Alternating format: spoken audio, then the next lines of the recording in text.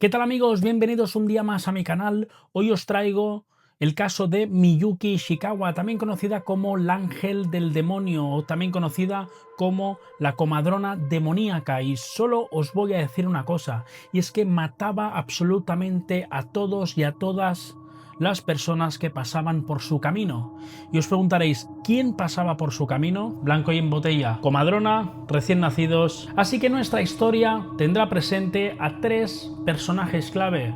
Primero es Miyuki Ishikawa, obviamente, que es la comadrona y dueña de podríamos decir, de un hospital privado que daba a luz a recién nacidos. Luego tenemos a un director de funerarias y luego tenemos al marido de Miyuki, que era un ex policía, pero dejó la policía para aliarse con su mujer en los presuntos asesinatos que hubieron de más de 100 niños. Pues bien, nuestra historia empieza en 1944, un lunes día 12 de enero. Iban dos agentes caminando tranquilamente por el barrio de Shinjuku. Aquí os hago un pequeño inciso porque en 1944 recordar que Japón había desistido o se había ido de la Segunda Guerra Mundial a causa de los últimos bombardeos de Hiroshima y Nagasaki. Por lo tanto, nos encontramos un contexto histórico donde Japón estaba totalmente destruida y sobre todo estaban destruidos los barrios más conocidos de Tokio o otras ciudades parecidas a Tokio. Así que después de este pequeño contexto histórico, ahora sí seguimos con la historia. Pues bien, eran dos agentes que estaban patrullando por esas calles de Shinjuku, como os decía, eran sobre las 2 o 3 de la mañana más o menos. Iban caminando tan normal y estaban haciendo su guardia tranquilamente, pero de repente vieron algo extraño, que lo que iba a ser un turno totalmente tranquilo, sin nadie. Recordar que, como os he dicho antes, Japón estaba totalmente destruida, se había encargado absolutamente todo en esa guerra, en esa Segunda Guerra Mundial, y sobre todo no había nadie, absolutamente nadie por las calles. Así que de repente ven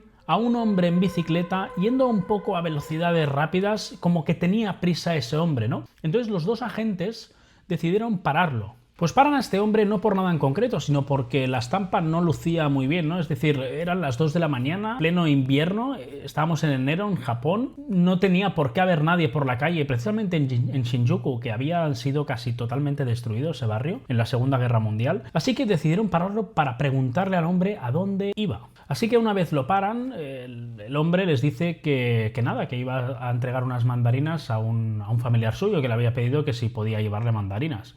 Entonces los agentes vieron algo raro ahí, porque dice, bueno, ¿y qué haces enviando unas mandarinas o llevando unas mandarinas a las 2 de la mañana? No entendían esa urgencia los dos agentes que paseaban por ahí, así que decidieron hacerle más preguntas y hasta que vieron que ese hombre tenía una voz un poco temblorosa y empezaba a dudar un poco de lo que decía. Así que lo que decidieron los agentes fue decirles, oye, pues vamos a abrir la caja de las mandarinas y si están las mandarinas, pues te dejo pasar. Entonces lo que hicieron fue abrir la caja de mandarinas y atención, porque no se encontraron mandarinas. Se encontraron dos cadáveres de dos niños recién nacidos, tendrían apenas días, y tenían un aspecto así un poco amarillento, liloso, como si hubieran pasado 2 o 3 días que estuvieran muertos. Entonces se quedaron un poco asustados, ¿no?, a ver la escena, y de repente el hombre dijo, asustado, dijo, no os preocupéis que soy director de una funeraria y he tenido que ir a recoger estos dos cadáveres que habían muerto en el parto y llevarlos a la funeraria para incinerarlos. Entonces los policías lo que le dijeron es, ¿pero qué haces entonces llevando a dos cuerpos de dos niños a estas horas de la madrugada? Y añade, es el servicio que tenemos contratado con la clínica privada Kotoburi.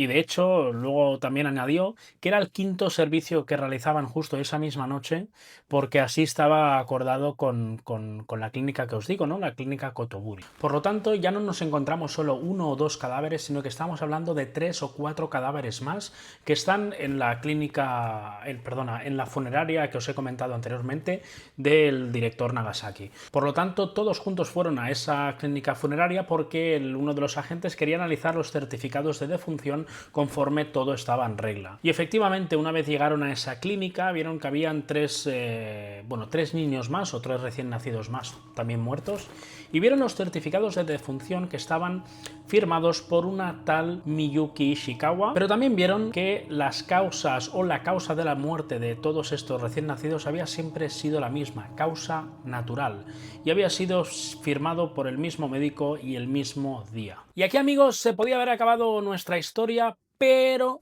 no fue así, porque uno de los agentes veía algo extraño. Como os decía anteriormente, veía que habían 5 defunciones. Luego encontramos a un director de funeraria a las 2 de la mañana con 2 cadáveres en la bicicleta. Encontramos la misma firma de Miyuki, los mismos certificados de defunción y, sobre todo, encontramos que en un mismo día habían muerto 5 recién nacidos en la misma clínica. Demasiadas coincidencias para ser solo un turno. Pero el inspector Sato era perro viejo, llevaba años en el cuerpo y lo primero que hizo fue revisar todos esos certificados del centro Kotobuki. Y efectivamente no tardaron en aparecer irregularidades, fechas de defunciones tachadas en bolígrafo. Luego aparecían otros certificados que no tenían nada que ver con las defunciones. Pero eso sí, había un patrón en común, y ese es que todo el sello o todos los certificados de defunción estaban firmados por una sola persona, y esta era Miyuki Ishikawa. Pues al día siguiente, los 2 agentes junto con el subinspector Sato fueron al centro de maternidad Kotobuki, un edificio de madera antiguo con olor a desinfectante, y parecía un sitio, no sé, un sitio frágil, un sitio sin alma, un sitio donde efectivamente habían muerto personas. En la recepción, una señorita un pelín nerviosa aseguró que Miyuki no se encontraba en el centro. Mientras tanto, el equipo forense había sacado sus primeras conclusiones y sus primeros preliminares en las autopsias que les habían hecho a los 5 cadáveres que estaban en la funeraria de Nagasaki. Y atención, porque encontraron cosas un pelín raras. La primera cosa que encontraron, que a simple vista ya se veía, pero los forenses lo certificaron, y es que los niños no habían sufrido ningún tipo de violencia. Parecía una muerte totalmente natural, tal y como había afirmado Nagasaki y los certificados de defunción que Miyuki había firmado. Pero eso sí, señores, habían encontrado algo extraño, y es que ninguno de los 5 niños habían encontrado ingesta, es decir, no habían encontrado comida en su estómago, es como si no hubieran comido. Con lo cual, la primera hipótesis que se abre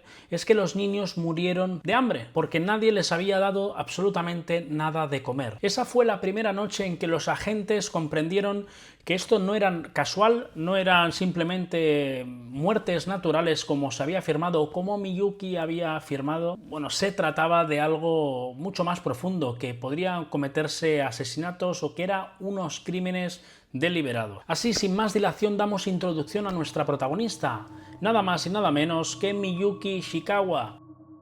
Miyuki había nacido en el año 1897 en un pequeño pueblo de la prefectura de Miyazaki. Lo sorprendente de todo esto fue su educación, y es que en una época donde las mujeres no sabían ni leer ni escribir apenas, Miyuki había recibido una educación totalmente excelente y realmente le apasionaba mucho las ciencias naturales, así que a los 18 años se fue a Tokio a estudiar ciencias naturales. Tras graduarse, se casó con Takeshi, un joven policía que conoció a Miyuki precisamente en la universidad, pero que al cabo de unos meses lo acabó dejando porque no encontraba su vocación.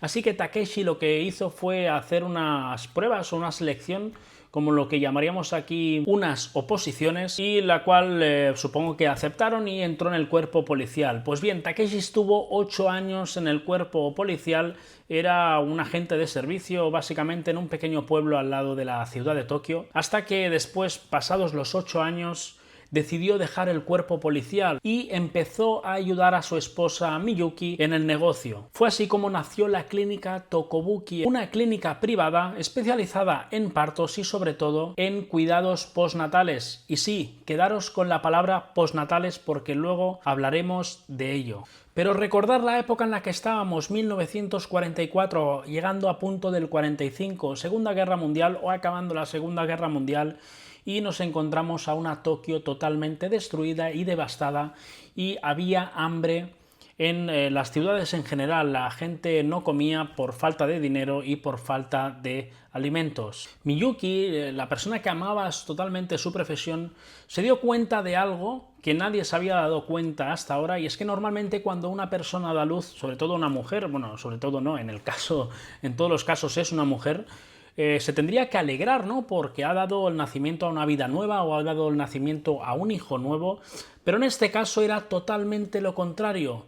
Y es que después del parto lo que veía Miyuki en esas mujeres que había dado a luz, veía desánimo y sobre todo veía en ese rostro como si no hubieran querido que naciera ese hijo o esa hija. Entonces aquí a Miyuki se le ocurrió algo bondadoso, realmente fue una idea genial, y es que ella amaba a los niños, amaba a las criaturas. Como os he comentado antes, a Miyuki le fascinaban las ciencias naturales, la medicina, todo lo que tuviera que ver con la biología en general, y se consideraba una muy buena persona. Así que Miyuki, y acordaros con lo que os he dicho antes, de que era un centro no solo que daba luz o que paría, sino que era un centro que daba cuidados postnatales. Pues bien, la idea que se le ocurrió a Miyuki fue crear como un centro de acogida para todas esas madres o familias que no querían tener a sus hijos, porque la mayoría de ellas eran hijos no deseados, eran hijos forzados, eran hijos que habían nacido por violaciones o habían nacido en unas circunstancias difíciles. Había mucha pobreza, había mucha hambre y había mucha incertidumbre en el futuro. Así que lo que peor que podían haber hecho, o lo peor que habían hecho, era traer a alguien a dar a luz a la vida en general. Fue entonces cuando los investigadores de lo que había detrás de todo esto encontraron el recorte de un periódico en la fecha de julio de 1947 que decían: el centro de maternidad Kotobuki acepta a niños y niñas de edades comprendidas entre 0, es decir, recién nacidos, hasta 3 años de edad. Y luego debajo ponía: les proporcionaremos los mejores cuidados. Vemos entonces que la investigación empezaba un poco a encarrilarse y encontraba esa pequeña luz y averiguar lo que había detrás del centro Kotobuki. Pero no solo eso, sino que los investigadores contrastaron unos datos más. Recordemos que tenían los 5 certificados de las 5 defunciones, últimas defunciones que habían ocurrido en el centro Kotobuki, y por suerte esos niños y esas niñas que habían muerto conocían a los padres, estaban registrados los padres de esos niños.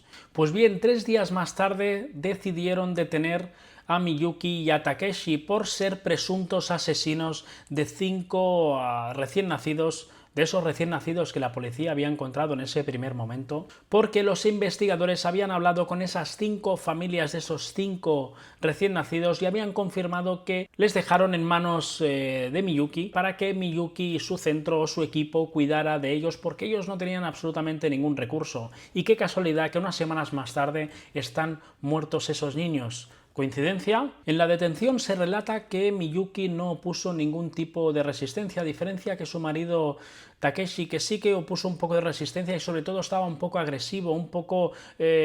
no entendía por qué se le arrestaban, pero en cambio Miyuki sí que estaba totalmente serena y totalmente tranquilizada. Estaba como si ella supiera que no tenían pruebas como para encarcelarla. Pues en comisaría su firmeza comenzó a resquebrajarse, y es que los testimonios tanto de su marido como de ella no acababan de cuadrar.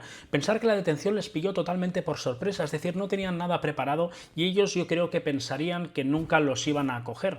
Porque ya, como os comentaba anteriormente, eran unas personas que eran bienvenidas en el barrio de Shinjuku, y sobre todo con el anuncio que habían publicado en el periódico, parecía una familia totalmente atractiva, una familia que cuidaba de sus seres queridos y de los seres de los demás. Durante la declaración de Miyuki y Takeshi, la policía encontró 40 cadáveres más, 30 de ellos estaban sin identificar, en un templo muy cercano a la clínica Kotobuki. Pues las autopsias de estos 40 niños no se pudieron tampoco determinar, pero sí que habían indicios claros de infecciones, de haber pasado frío, de falta de alimentación, se veían totalmente desnutridos y todo cogía un mismo patrón.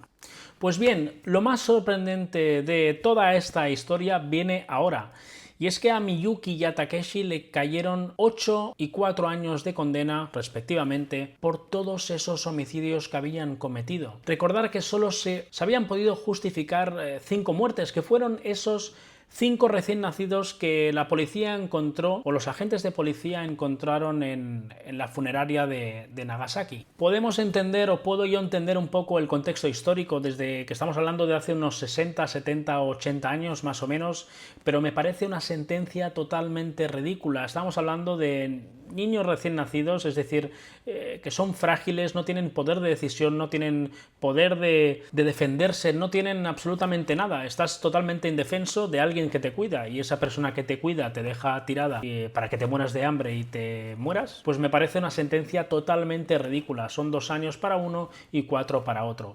Pues hasta aquí el vídeo y el caso de hoy. Espero que os haya gustado. Lo he intentado explicar de la mejor manera que he podido, de forma totalmente resumida.